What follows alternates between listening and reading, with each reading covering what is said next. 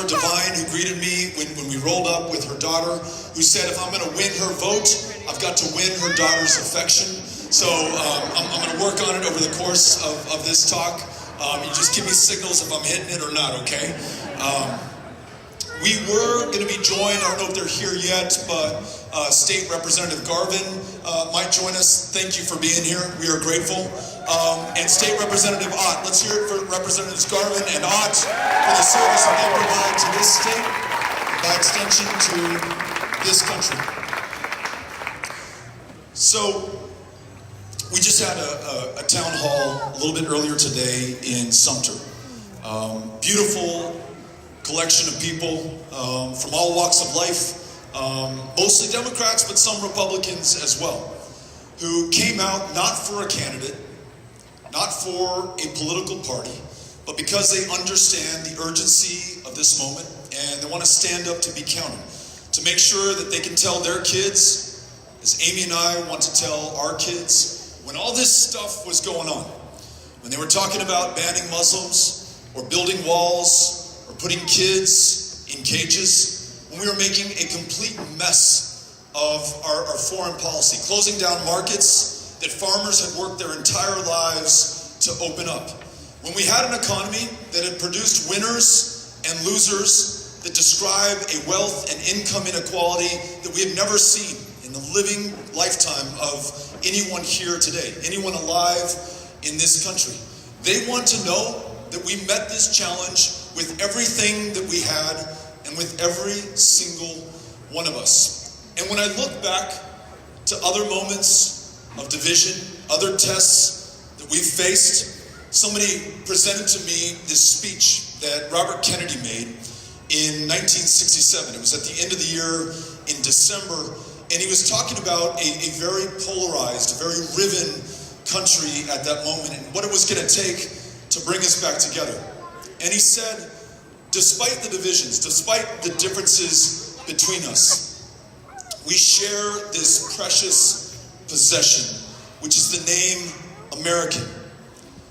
But to be American is to have been an outcast, a stranger, to have come to the exile's country, and to know that he who denies the stranger, he who denies the outcast, also denies America. That resonates with me today in 2019 as we think about a president who operates on fear and division, who wants us to be afraid of one another, to keep us apart, focused on our anger instead of the common goals and the common cause that might otherwise allow us to work together.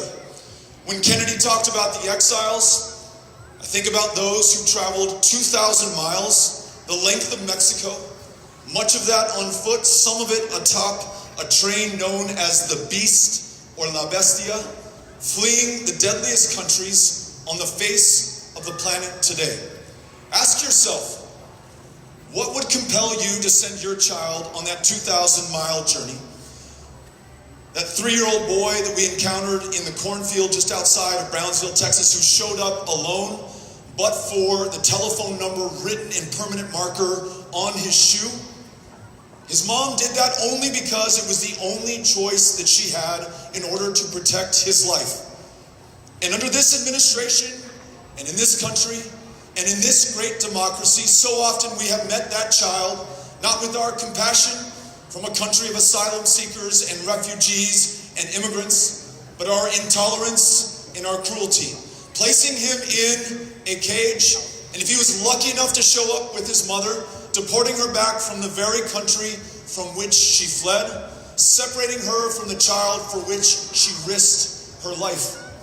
And in a democracy, we can take no comfort that that was the decision of just one man, because as long as we are comprised of a country who is supposed to represent the power of people, every day that this situation persists, it is on every single one of us.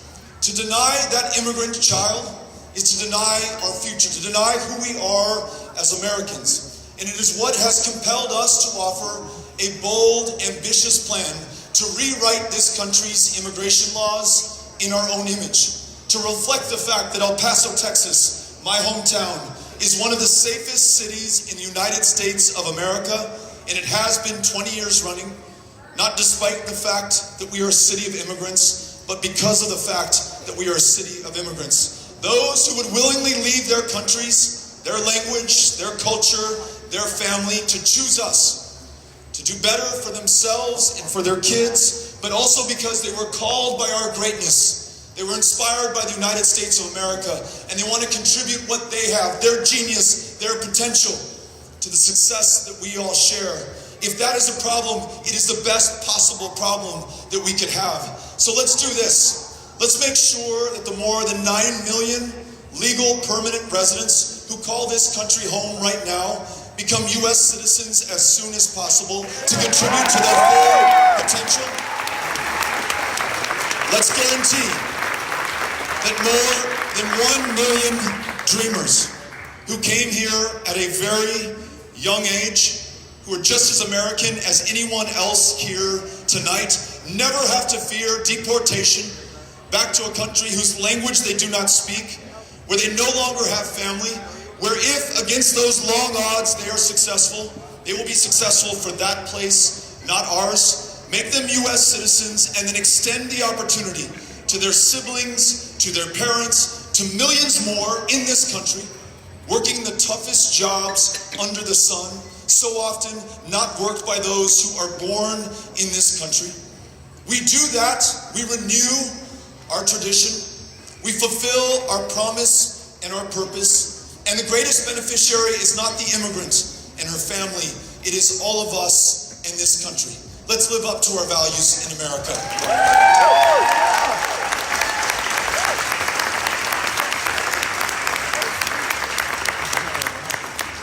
When Robert Kennedy was talking about the stranger, it makes me think about those who are estranged from the success that we see in the wealthiest, the most powerful country on the face of the planet. The fact that tens of millions have no ability to see a doctor, or take their child to a therapist, or afford their prescription medication. That people in the year 2019 in the United States are dying of diabetes, of curable cancers, of the flu, is unconscionable and extraordinarily expensive. The largest provider of mental health care services in my home state of Texas, like many states in the Union, is the county jail system. The largest inpatient mental health care facility is the Harris County Jail, and it costs us, the U.S. taxpayer, $110 a night to keep someone locked up who, because of their schizophrenia, their bipolar disorder, their clinical depression, and their inability to receive treatment and care, literally got arrested on purpose to go to the one place in too many counties where it is guaranteed by law. For a fraction of that price, we can provide world-class, consistent, outpatient mental health care. We can unlock that person's potential as we free them from the bars that they sit behind tonight. That family that they should be able to raise, that job they should be able to work, those taxes they should be able to pay, that burden they should be able to shoulder so that it rests a little bit lighter on the shoulders of everyone here and everyone throughout this country. That is our opportunity. So if anyone tells you that universal, guaranteed, high-quality healthcare is expensive, you tell them it's a hell of a lot less expensive than the way we pay for healthcare today in this country.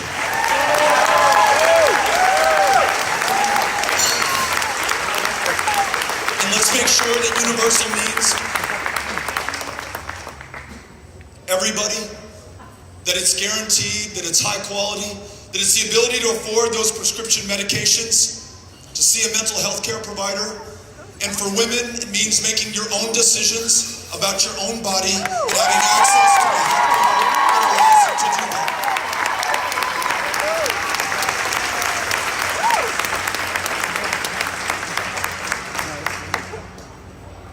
We were in a community yesterday that I had never had the opportunity to visit. In Beaufort, at Tabernacle Baptist Church, we got to pay homage to Robert Smalls, whose story I had never heard, I'm embarrassed to say. Didn't know that during the Civil War he commandeered a Confederate ship ran it to the north, freeing his fellow Americans, returned back to South Carolina, served in the state legislature, and then in the United States House of Representatives, distinguished himself in this state, in this country, by his service in war and by his service in public office. And in that same community, we learned that there are so many heroes working today, inspired by Robert Smalls, inspired by others who served and sacrificed and struggled so that we could be here right now. And we learned about a local community's efforts against the greatest existential struggle this country, this planet has ever faced.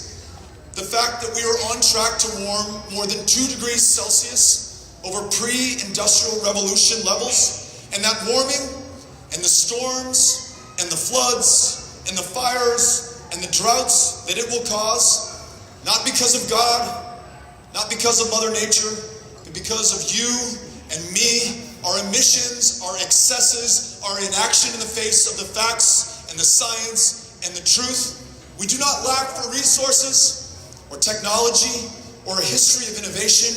It is only the political will to meet this challenge with the same service and sacrifice that we saw from those who preceded us. I guarantee you, if we meet this moment based on what our kids expect from us, my son Henry, who's 8, his sister Molly, who's 10, their brother Ulysses, who is 12, I want them looking back on us from the year 2050, proud of how we met this challenge in 2019 and 2020, knowing that we got to net zero greenhouse gas emissions by that year, that we were halfway there by 2030, that we put farmers in the driver's seat, paying them for the environmental services that they can provide, planting cover crops to pull more carbon out of the air, using precision and no-till farming and regenerative grazing to keep more of that carbon in the soil. I want my kids looking back on us with pride, not asking themselves, who were those pendejos of 2019 and 2020?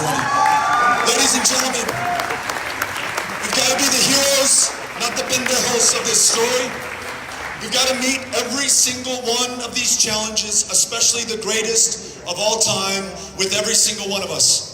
We cannot meet this with half steps or half measures or only half the country. It cannot be Democrats versus Republicans. It's got to be every single one of us. We've got to make sure that this democracy works.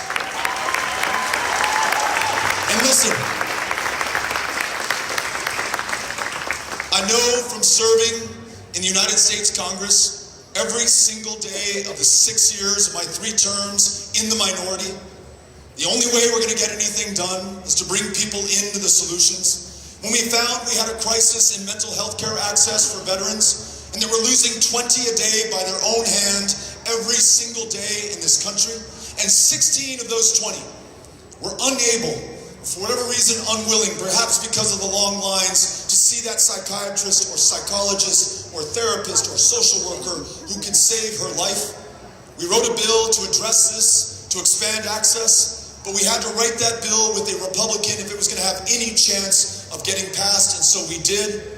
And though I know this is a dirty word right now, sometimes in our party, certainly by those in power, we compromised to find consensus, to make the case, and to get the job done, and we did.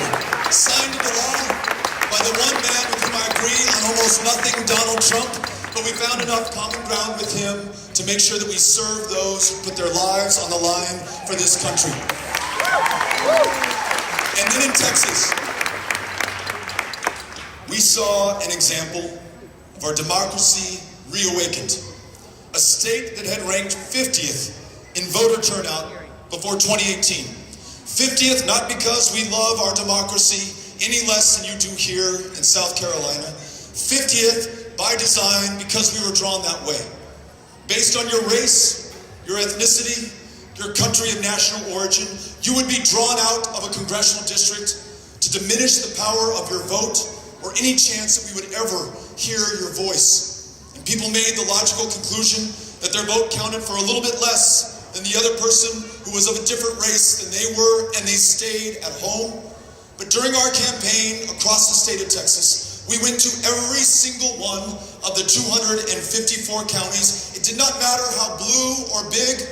We were not going to take you for granted. We were going to show up and listen to your story and include it in this campaign. It didn't matter how small or rural or red. We went to the reddest places, not in Texas, but on the planet. Places so red you can see them glowing from outer space as you orbit planet Earth. Places that voted for Donald Trump, 96% in 2016. But we showed up nonetheless because they're every bit as deserving of our attention, of our respect, of being represented, of being served, of being fought for. And I had no hope of successfully doing that if I had not shown up first and listened to them. And we did so with the courage of our issue that is important, not just to Texas, but to this country.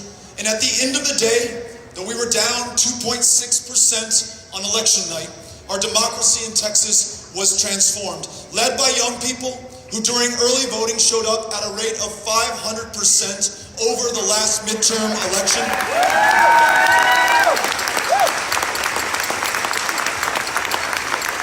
We won independence for the first time in decades, and 500,000 Republicans voted for Greg Abbott, a Republican for governor, and voted for Beto O'Rourke, a Democrat for Senate, on the same ballot. At the end of the day, more votes than any Democrat has ever received in our state. We changed the composition of the state house, elected 2 Democrats to the United States Congress, and in Houston, Texas, 17 African American women elected to judicial positions, changing the face of criminal justice in our country's most diverse city. And a good friend was asking me earlier, what's your path to victory? Well, it runs through South Carolina and it runs through Texas. Our state's 38 electoral college votes have been unlocked for the first time since 1976. That movement that does not write off red states like yours or mine, because we know they're really non-voting states right now, and we just need to give people a reason to turn out and to join us in the greatest movement for democracy and progress this country has ever seen, are the key to defeating Donald Trump in 2020 and bringing this great country together again in 2021 around the greatest challenges we have ever faced. I am grateful to be running to serve you as the next President of the United States of America, to serve everybody in the United States of America. Thank you all for having us out. Thank you to Hunter Governor, to Kevin. We're looking forward to listening to you, to answering your questions, to hearing what's on your mind. Ms. Connor.